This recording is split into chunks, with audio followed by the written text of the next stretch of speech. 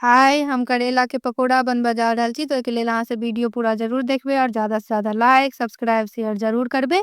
तो एतऽ हम 2 टा करेला लऽ लेलहुँ हेँ, एकरा धो कऽ खूब बढ़िआँ से लऽ लेलियै हेँ। आब एकरा गोल गोल कऽ कऽ काटि लैके छै। तऽ एकर बिया जे छै से मुलायम छै, टाइट वाला बिया नहि छै, तऽ मुलायम वाला लेब। और जे कम तीत होय, तऽ ई जे फोकगर सनके करेला रहै छै, जकर बिया ज़्यादा टाइट नहि रहत, कनी लम्बा लम्बा रहत, तऽ ओ कम तीत होइ छै करेला। तऽ ओ करेला ए पकौड़ा बनबैके लेल अहाँ सब लऽ सकै छी। अब दुनू करेलाके काटि लेबै पहिले गोल गोल कऽ कऽ। तऽ दुनू करेलाके हम देखियौ काटि लेलियै।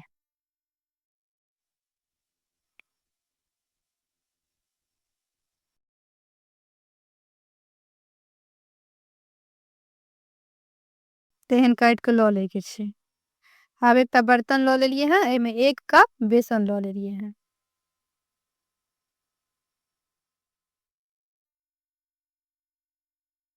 आधा छोटकी चम्मच से आधा चम्मच हरैद बुकनी दऽ देलियै हेँ। आधा चम्मच मिरचाइ बुकनी दऽ देबै। आधा चम्मच धनी बुकनी दऽ देबै। आधा चम्मच गरम मसाला के बुकनी से दऽ देबै। और आधा चम्मच भूजल जीर के बुकनी से दऽ दैके छै।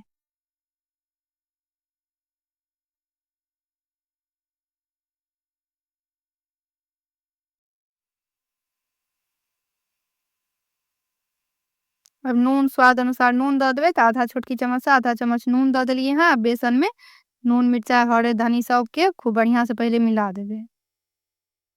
खूब बढ़िआँ से मिला देलियै हेँ। आब कनी पानि दऽ के एकरा घोरि लेबै। तऽ केहन गरगर घोरबै, ओहिके लेल अहाँ सब वीडियो पूरा जरूर देखबै।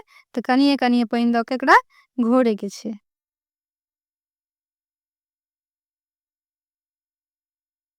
तऽ देखियौ खूब बढ़िआँ से घोरि लेलियै हेँ। तऽ एते गरगर हम बेसन घोरबै। एहिसँ नहि ज़्यादा मोट करैके छै, नहि खूब पातर करैके छै। एहने बेसन घोरि कऽ लऽ लैके छै। तऽ खूब बढ़िआँ से फेंट कऽ लऽ लेलियै हेँ। आब सभटा करेला एहिमे खसा देबै।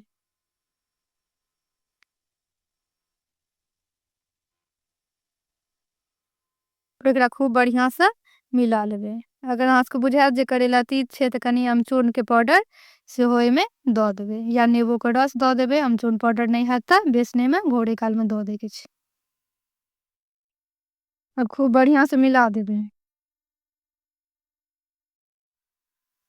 तऽ सबटा बेसन खूब बढ़िआँ से करेलाके ऊपरमे लागि जाय, तऽ खूब बढ़िआँ से एकरा मिला दैके छै।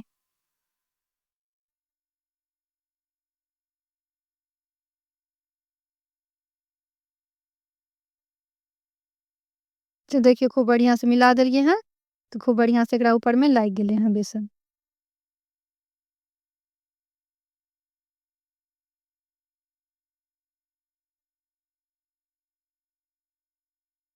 तो जखन ई पकौड़ा बनेबे तखने करेला में खसेबे बेसन में, पहले नहीं खसेबे कियाकि नून देने छिए तो करेला पानी छोड़ देते तो बेसन पातर भ जेते। अब एकटा लोहिया ल लेलिए हाँ, एमे तेल द देबे। जे तेल खाइत है वो तेल द दे के छै एमे।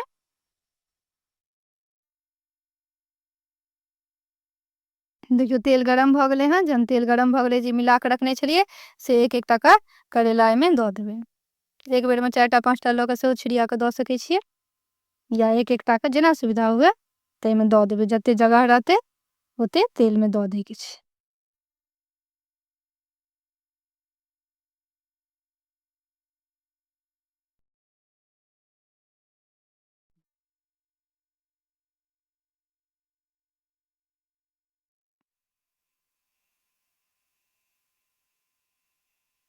तुरंत नहीं पलटै के छै। जहन नीचा से कनी ललहन जेना हेते तखन एकरा पलट देबे। तुरंते पलटबे ते टूटो जात और एक दोसर संगे चिपको जात। अब एकरा बीच बीच में चलबे तोड़े के छै।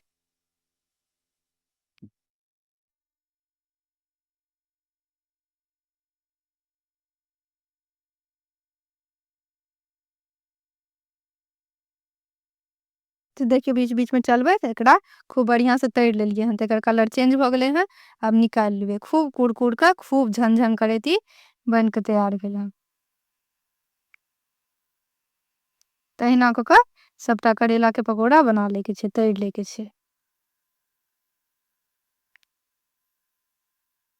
तरुआ कहियो या पकोड़ा कहियो, लम्बो-लम्बो काटि कऽ सेहो बना सकै छी। हम गोल-गोल बनेलियै हँ, तऽ ई हमर करैलाके पकौड़ा बनि कऽ तैयार भऽ गेल हँ।